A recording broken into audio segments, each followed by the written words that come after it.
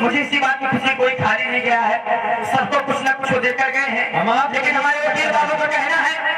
ये जो वकील बाबू का कहना है, हाँ, हवा चलते रहना चाहिए, लेकिन कहना है